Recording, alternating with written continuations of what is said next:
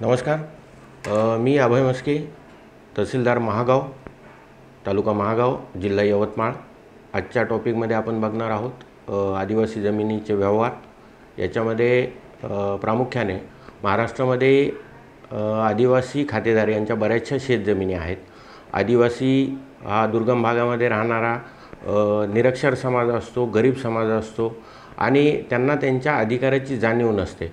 त्याच्यामुळं नक्की महसुली रेकॉर्ड कोणाच्या नावाने आहेत याच्याबाबत त्यांना माहिती नसते. मग आपल्याकडं महाराष्ट्राचा शेतजमीन कमालधारणा कायदा आहे 1961. त्यानुसार उपलब्ध झालेल्या ज्या जमिनी आहेत त्यांच्यापैकी 50% जमिनी ह्या आदिवासींसाठी राखून ठेवण्यात आलेल्या आहेत.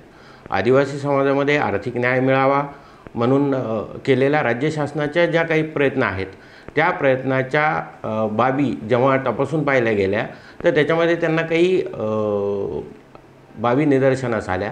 त्या बाबीमध्ये आपण महाराष्ट्राची जमीन महसूल संहिता जी आहे किंवा महसूल संहिता आहे, महाराष्ट्र जमीन महसूल अधिनियम 1966, याच्यामध्ये कलम 36 अन्वये आदिवासींचे अधिकार ठेवलेले आहेत.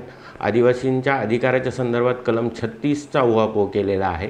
तर राज्य शासनाच्या असे निदर्शनास आले की महाराष्ट्र महसूल जमीन महसूल अधिनियम 1966 चे कलम 36 याचा बऱ्याच वेळेस भंग होतो आणि याच्यामध्ये बेकायदेशीरपणे आदिवासी जमिनीचे हस्तांतरण होते.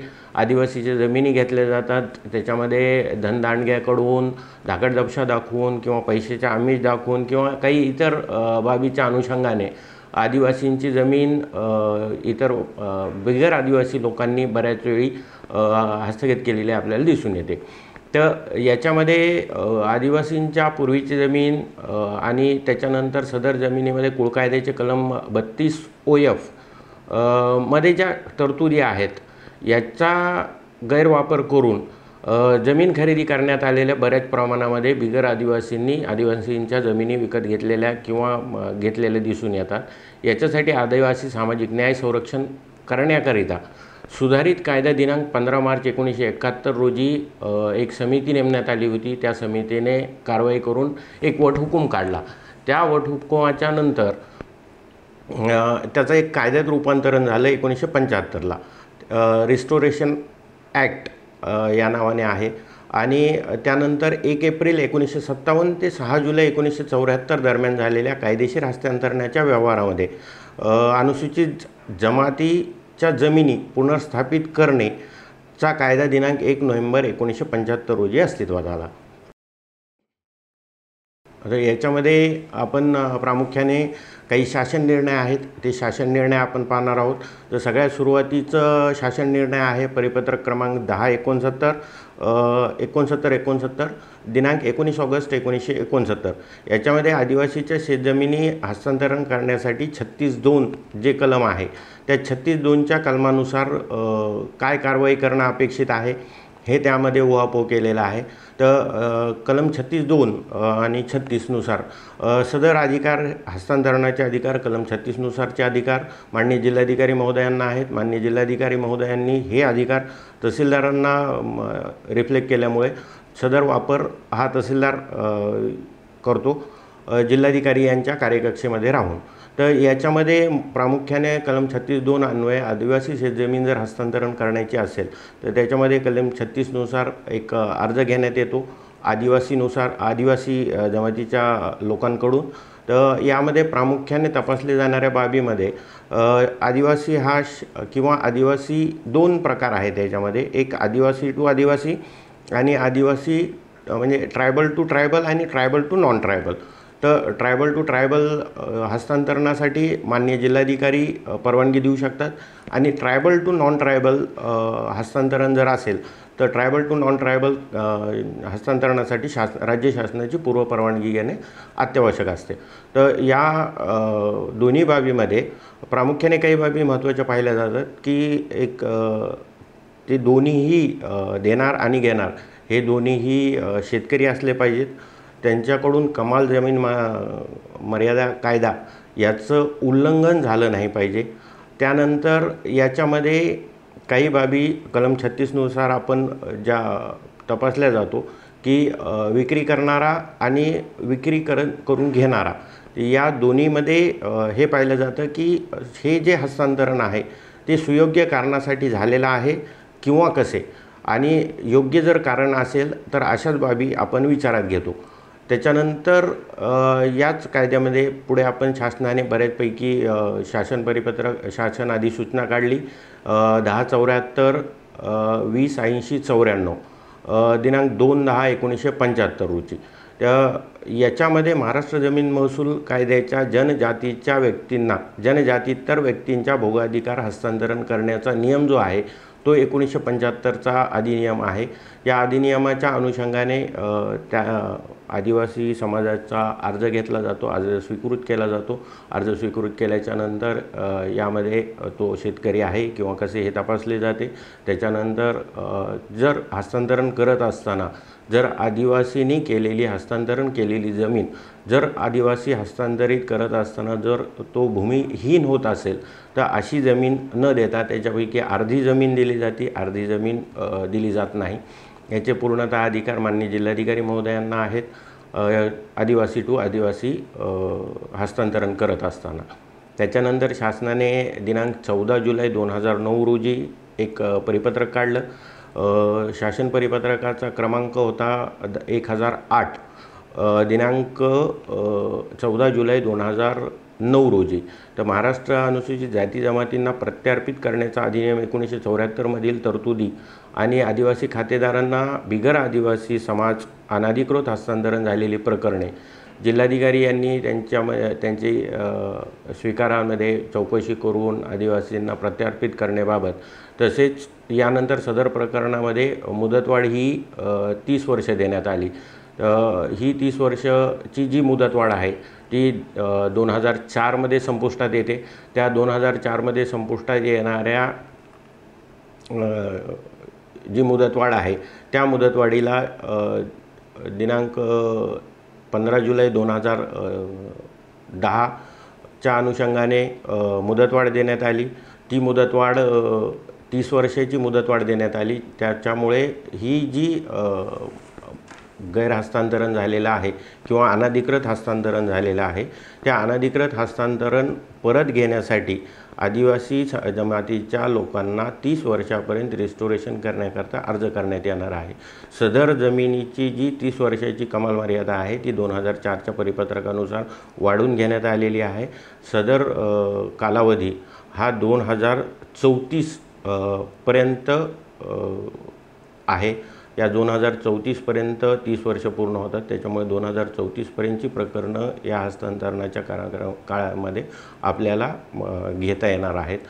तसेच यामध्ये दिनांक 15 सप्टेंबर 2010 रोजी शासनाने एक परिपत्रक काढलं.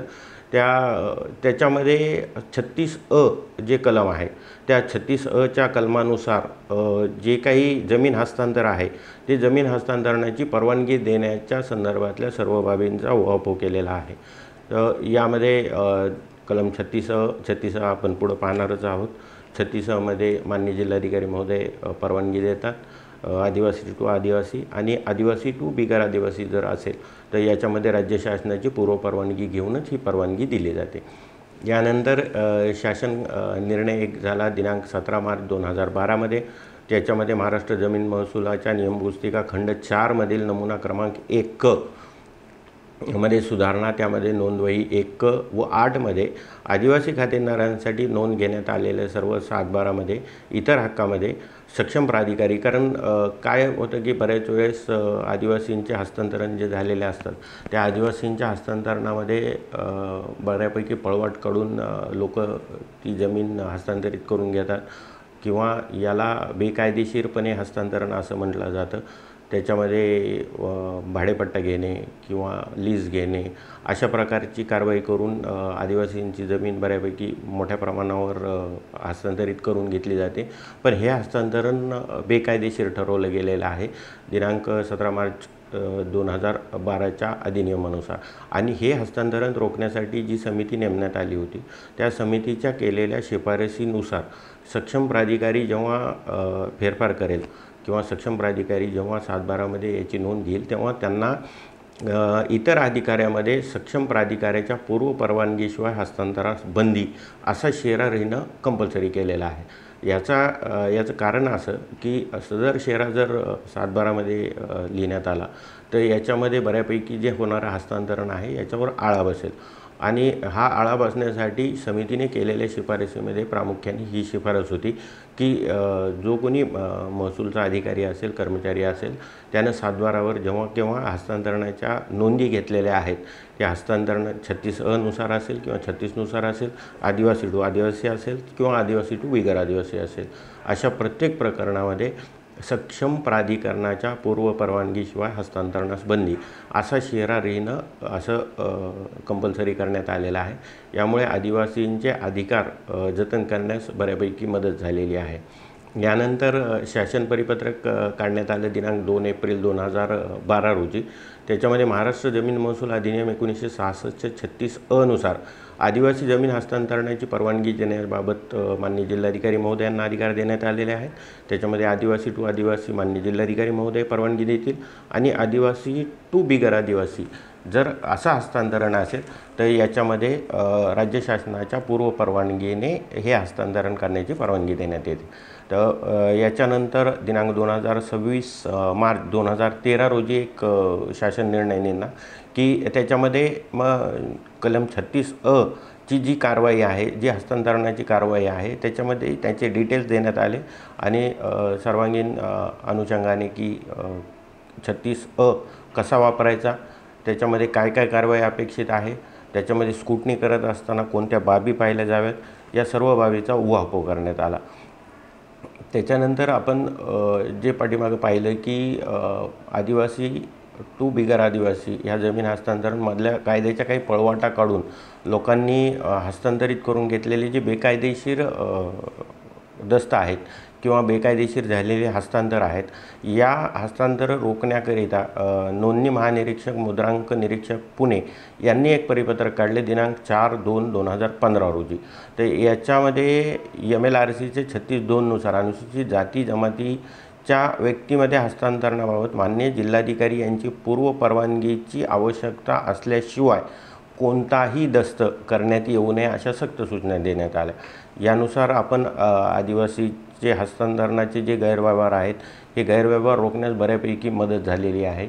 यामध्ये प्रामुख्याने आपण महाराष्ट्र जमीन महसूल अधिनियम 1966 च्या कलम 36 व 36A मध्ये जर पाहिलं तर विशेषतः आदिवासी जमिनीचे हस्तांतरण जे आहे त्याच्या संबंधित आहे। त्या आदिवासी जमिनीचे हस्तांतरण कलम 36A असं सांगतं की 1966 जे महसूल अधिनियमाचं मूलभूत कलम आहे त्याच्यामध्ये वहिवाटीच्या हस्तांतरणाशी संबंध आहे। याच्यामध्ये असं नमूद केलेलं आहे की जमिनीची वहिवाट म्हणजे ॲक्युपन्सी ही जर हस्तांतरणीय म्हणजे ट्रान्सफरेबल असेल किंवा वंशपरंपरागत असेल, परंतु ती विशिष्ट निर्बंधांना अधीन आहे, याचा अर्थ असा होतो की जमीन मालक आपली जमीन विकण्याची किंवा ती हस्तांतरित करण्याची जो अधिकार आहे, या प्रकरणामध्ये सरकारने घालून दिलेल्या सर्व नियमांचे काटेकोरपणे पालन करणे आवश्यक आहे। तर कलम 36 जे आहे त्याच्या उपकलमांमध्ये जमिनीच्या हस्तांतरणावर काही अटी घालण्यात आलेल्या आहेत। विशेषतः आदिवासी जमिनीच्या बाबतीत या कलमात पुढील तरतुदीसाठी मार्ग मोकळा होतो, ज्याच्या संबंधात 36A शी आहे। या कलमाचा मुख्य उद्देश जमीन मालकी हक्काचे नियमन करणे आणि जमिनीच्या वापरात सुसूत्रता आणणे हा आहे। यामध्ये कलम 36A जो 36A आता आपण पाहिला तो आदिवासी जमिनीच्या हस्तांतरणावर काही निर्बंध घालण्यात आलेले आहेत।